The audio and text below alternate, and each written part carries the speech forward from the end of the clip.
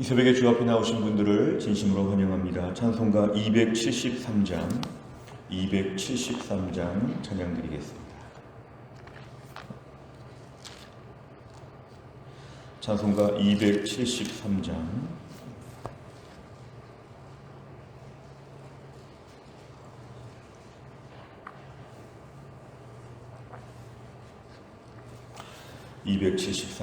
찬양 드리겠습니다. 나 주를 멀리 떠났다 이제 옵니다. 나 죄의 길에 시달려 주여 옵니다. 나 이제 왔으니 내 집을 찾아 주여 나를 받으사 맞아 주소서. 그 귀한 세월 보내고 이제 옵니다. 나 뉘우치는 눈물로 주여 옵니다. 나 이제 왔으니 내 집을 찾아 주여 나를 받으사 맞아 주소서. 나 죄에 매여 고달파 이제 옵니다. 주 크신 사랑 받고자 주여 옵니다. 나 이제 왔으니 내 집을 찾아 주여 나를 받으사 맞아 주소서. 이 병든 마음을 고치려 이제 옵니다. 큰 힘과 소망 바라고 주여 옵니다. 나 이제 왔으니 내 집을 찾아 주여 나를 받으사 맞아 주소서. 나 바랄 것이 무언가 우리 주 예수 날 위해 죽임 당하심 믿고 옵니다. 나 이제 왔으니 내 집을 찾아 주여 나를 받으사 맞아 주소서. 아멘. 하나님 말씀을 룻기 1장 1절부터 5절까지입니다. 룻기 1장 구약성경 402페이지입니다.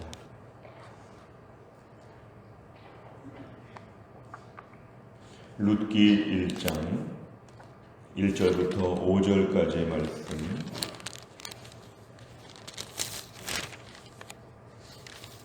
룻기 1장 1절부터 5절까지 말씀을 저한절씩하도록 하겠습니다. 402페이지에 있습니다. 1절부터 5절입니다. 사사들이 치리하던 때에 그 땅에 흉년이 드니라. 유다 베들레헴에 한 사람이 그의 아내와 두 아들을 데리고 모압 지방에 가서 거류하였는데 그 사람의 이름은 엘리멜렉이요 그의 아내의 이름은 나오미요 그의 두 아들의 이름은 말론과 기럧이니 유다 베들레헴 에브라 사람이더라.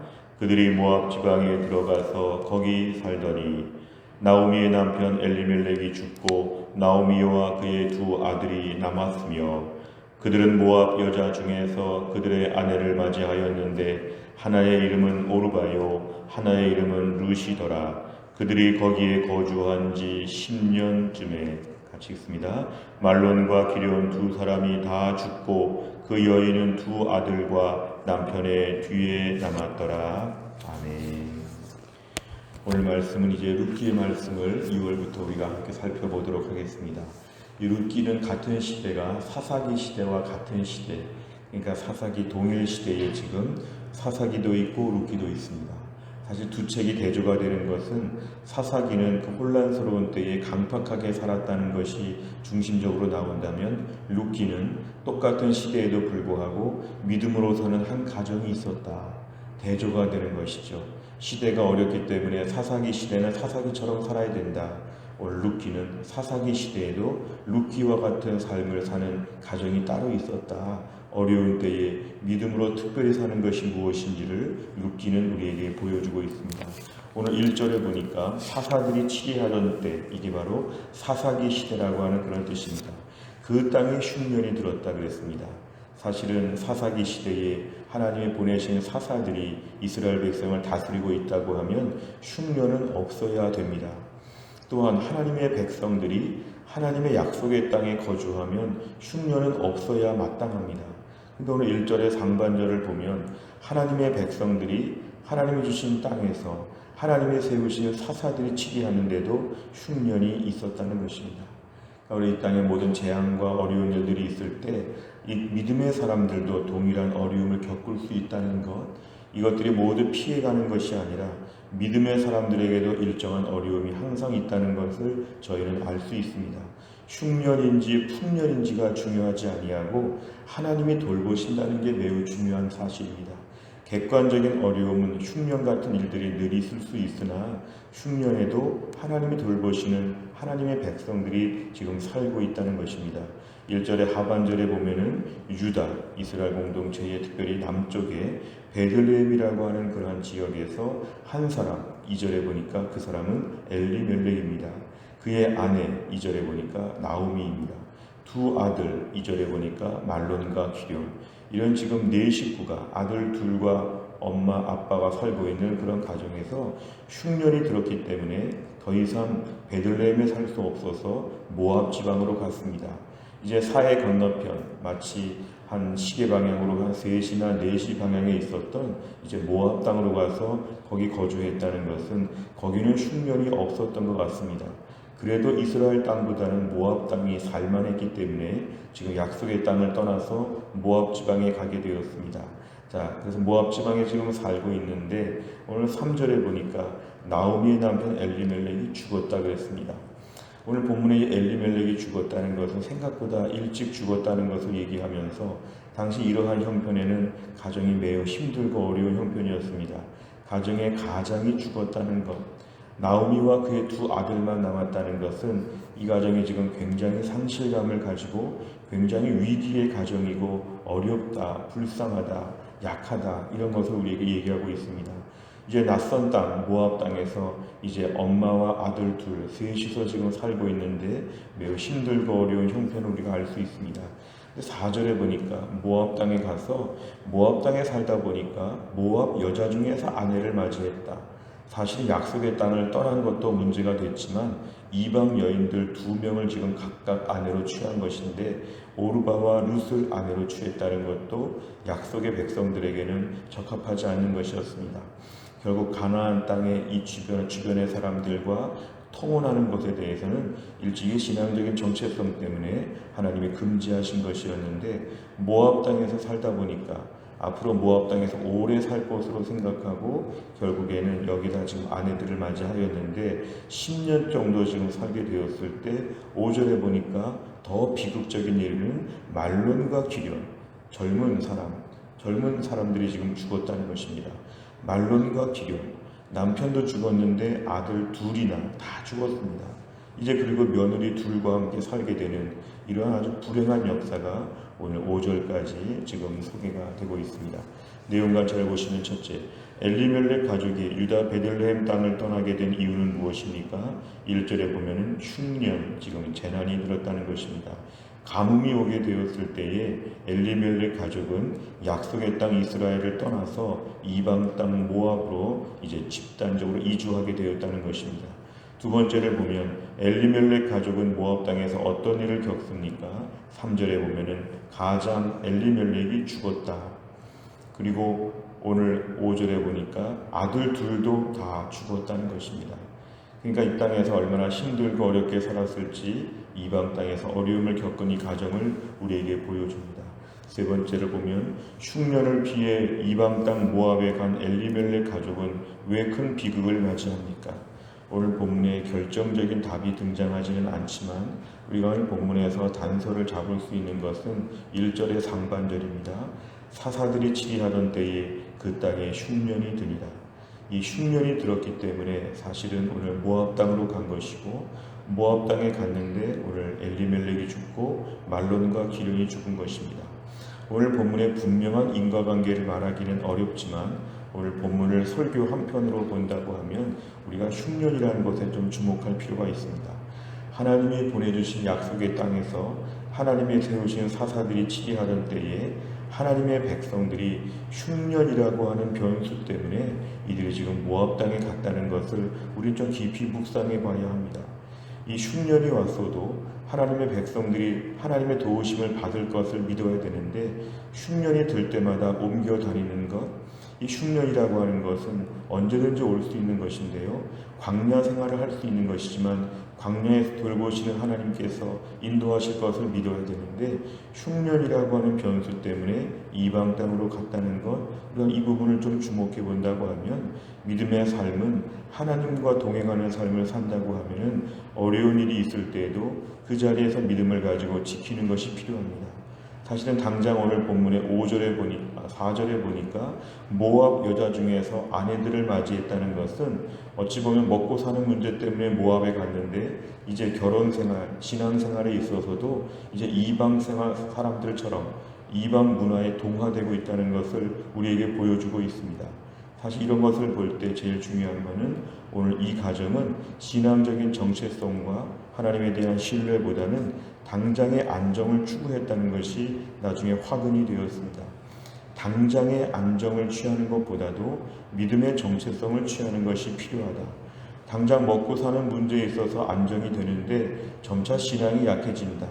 오늘 모압 여자들 중에서 결혼해도 괜찮다. 힘들고 어려울 때는 이스라엘 땅을 떠나도 괜찮다. 이러한 공식이 들면 앞으로 어떠한 일이 생겨도 항상 쉽게 신앙적인 부분부터 먼저 우리가 접을 수가 있습니다. 요즘에 우리가 물가가 많이 오르고 경제적으로 힘들다고 하는 때에 가정에서 어느 지출을 먼저 줄여야 될까, 어떤 부분에 돈을 쓰지 말아야 될까, 여기서 가정의 가치관이 드러나는 것입니다. 우리가 오늘 돈이 다 귀하지만 어떤 돈은 안 써도 되고 어떤 돈은 꼭 써야 된다. 이 시대를 살면서 우리가 오늘 신앙적인 정체성을 지키는 것은 절대로 양보할 수 없는 것이라고 생각하면 흉년이 들어도 이들이 이스라엘 백성들이라면 그 땅에서 믿음을 지키고 신앙적인 정체성을 지키고 그 땅에서 아내들을 맞이하고 뭔가 믿음의 삶을 사는 것이 더 중요한데 오늘 본문에 이들은 흉년에 따라서 늘 옮겨 다닐 수 있는 나의 삶의 실질적인 어려움 때문에 항상 신앙적인 부분을 양보할 수 있는 그러면서 생존, 연명이 더 중요한 것처럼 이렇게 마음을 갖게 되면 앞으로 이 가정의 신앙생활은 본문에 다 소개가 되진 않았지만 더 많은 부분에서 양보할 수가 있는 것입니다. 결국 오늘날 우리의 삶에는 안정이 중요하지 아니하고 믿음으로 사는 것이 중요하다. 조금 힘들고 좀 덜 먹더라도 조금 덜 누리더라도 조금 덜 월급을 받더라도 내가 믿음으로 사는 것이 더 중요하다. 왜냐하면 하나님의 백성이기 때문에 하나님이 주신 직장에서 하나님이 책임져 주시는 인생을 사는 것이 더 중요함을 우리에게 가르쳐주고 있습니다. 네 번째를 보면 하나님께서 주신 약속의 땅을 떠나 복을 얻으려 했으나 결국 모든 것을 잃어버린 엘리멜렉 가족을 보며 무엇을 느낍니까? 오늘 우리는 과연 믿음으로 사는 것에 있어서 어느 정도 중요성을 가지고 있는가? 약속의 땅을 떠나서 신앙생활 하는 것을 떠나서 내가 오늘도 세상적으로 안정과 평안함을 누리기 위해서 너무 신앙생활을 가볍게 보고 있지 않는가? 궁극적으로 보면 신앙적인 정체성이고 매우 자세하게 적용해 본다고 하면 예배의 자리를 떠나고 기도의 자리를 떠나고 헌신의 자리를 떠나면서 안정과 평안함을 누리려고 하는 삶은 결국은 오늘 본문에 등장하는 것처럼 우리의 삶이 평탄하지 않다는 걸 우리가 알 수 있습니다. 최근 내 삶에 있어서 하나님이 주시는 은혜를 사모하기보다도 당장의 다른 것에 더 민감했던 것이 있으면 우리가 오늘 돌아봐야 한다는 것이죠. 흉년 같은 어려움은 항상 있었습니다. 광야는 항상 있습니다. 어디 가나 어려움이 있습니다. 마치 내가 나를 갈 때마다 나를 따라다니는 것처럼, 마치 무슨 이렇게 사람을 따라다니는 어떤 특별한 짐승이 있는 것처럼 항상 이 땅엔 어디 가나 일정 부분의 흉년이 우리에게 있다. 일정 부분의 고난이 있다. 고난 보존의 법칙이 있는 것처럼 어디 가도 어려움이 있습니다. 오늘 모압 땅 같으면 어려움이 하나도 없을 것 같았지만 모압 땅에 가니까 또 어려움도 있습니다. 결국에 우리의 삶에는 오늘도 어려움은 어디 가나 있는데 그럴 바에야 믿음 지키며 어려움을 겪자. 그럴 바에야 하나님 믿고 예배 한 번 더 드리고 죽겠다. 구차하게 믿음 버리고 이틀 살지 아니하고 내가 오늘도 믿음 지키고 하루만 살겠다. 이러한 마음을 가지고 우리가 결단하게 될 때 하나님이 주의 백성들을 책임져 주시고 오히려 또 다른 어려움이 있지 아니하도록 하나님이 돌보신다는 것입니다. 오늘도 우리가 나의 자리, 믿음의 자리, 나의 땅을 지키는 것이 필요합니다. 자꾸 옮겨 다니다 보면 결국 믿음은 항상 약해질 수밖에 없고 세상적으로 아무리 부귀영화를 누린다고 할지라도 믿음으로는 아주 기근에 빠져서 오히려 영적인 흉년이 올 것입니다. 세상 흉년 피하고 세상 풍년 쫓다가 영적인 흉년을 맞이하게 되면 우리 인생은 가장 불행하다는 것을 저희는 알아야 합니다. 다섯 번째를 보면 하나님께서 내게 맡기신 사명을 벗어던지고 싶었던 경험은 언제입니까? 하나님께서 맡겨주신 삶의 자리를 온전히 지키기 위해서 무엇을 결단하겠습니까? 우리에게 오늘 담대함이 필요하고 맷집이 필요합니다. 지금의 내 삶의 흉년을 감당하게 하여 주옵소서. 코로나 3년 4년 감당하게 하여 주시고 이럴 때 예배 열심히 드리고 믿음의 자리, 직분의 자리를 하나님 지키게 하여 주옵소서. 하나님이 내 인생을 책임져 주실 것을 내가 믿게 하여 주옵소서. 오늘도 우리는 내가 아무리 힘들고 어려워도 믿음을 꼭 지킨다. 누가 뭐라 그래도 나는 오늘도 이 자리를 떠날 수 없다. 내가 맡은 믿음의 자리, 은혜의 자리, 기도의 자리, 예배의 자리, 헌신의 자리, 봉사의 자리에서 나는 흉년이 와도 안 떠난다. 나는 고난이 와도 안 떠난다. 여기저기 쫓아다니면서 조금 따뜻한 곳이 어딘가 이렇게 돌아다니지 않겠다. 우직하게 흉년 감당하고 광야 감당하고 하나님이 나를 떠나라고 할 때까지 내가 지키겠다. 이러한 믿음의 그러한 감당하는 것이 우리에게 필요합니다. 새로운 한 달을 시작하면서 여전히 세상은 힘들고 어려운 일이 많지만 믿음의 자리를 굳건히 감당할 수 있기를 주의 이름으로 축원합니다. 기도하겠습니다. 하나님 아버지 감사합니다. 오늘도 우리가 2월의 첫날을 맞이해서 하나님께 나와 기도하며 말씀 붙잡게 하심을 감사합니다. 오늘 룻기의 맨 앞부분을 보면서 아무리 힘들고 흉년이 들어도 약속의 땅을 떠나지 않아야 되는 이 가족이 지금 약속의 땅을 쉽게 떠나서 모압 땅으로 간 이야기를 들었습니다. 하나님 오늘도 우리의 삶에 흉년들이 많아서 늘 옮겨다니고 늘 신앙적인 부분에 있어서 불안정하게 살 때가 많은데 당장의 세상적으로 안정을 추구하면서 신앙적인 부분은 항상 양보할 때가 많은데 오늘 하나님 아버지 오늘도 우리 인생 가운데 아무리 힘들고 어려워도 믿음의 자리를 지키게 하시고 예배의 자리, 기도의 자리, 헌신과 섬김의 자리를 지킬 수 있도록 하나님이 함께하여 주시기를 원합니다. 무엇보다 흉년이 와도 흉년 가운데 돌보시는 하나님을 믿게 하여 주옵소서. 광야에 거주해도 광야에서 불기둥과 구름기둥으로 돌보시며 만나와 메추라기를 책임져 주실 하나님을 믿게 하여 주옵소서. 객관적인 현실적인 환경적인 어려움이 많아도 이 가운데서 하나님이 주의 백성들에게 은밀하게 부어주시는 은혜의 샘을 누리게 하여 주시고 날마다 솟는 샘물로 우리의 심령 가운데 부어주실 하나님을 기대하며 오늘도 꼿꼿하게 믿음의 자리를 잘 감당하게 하여 주옵소서. 악한 사탄 저희들의 마음을 흔들어서 이런저런 어려움과 시험거리들과 힘든 현실들을 부각시키지만 이 속에서 오늘도 담대하게 선포하며 하나님 아버지 사자도 잡아보고 곰도 잡아봤던 다윗이 골리앗과 싸워서 이긴 것처럼 날마다 우리가 성령 충만한 가운데 담대하게 믿음을 선포할 수 있도록 오늘도 주의 백성들을 붙잡아 주옵소서. 오늘도 하나님 아버지 흉년 가운데 사는 주의 백성들, 광야 가운데 사는 주의 백성들이 하나님 한 분 의지하고 담대하게 하여 주옵소서. 힘들고 어려운 현실 가운데 주의 백성들 오늘도 믿음으로 승리할 수 있는 또 한 날이 될 수 있게 하여 주옵소서. 감사드리며 예수님의 이름으로 기도하옵나이다.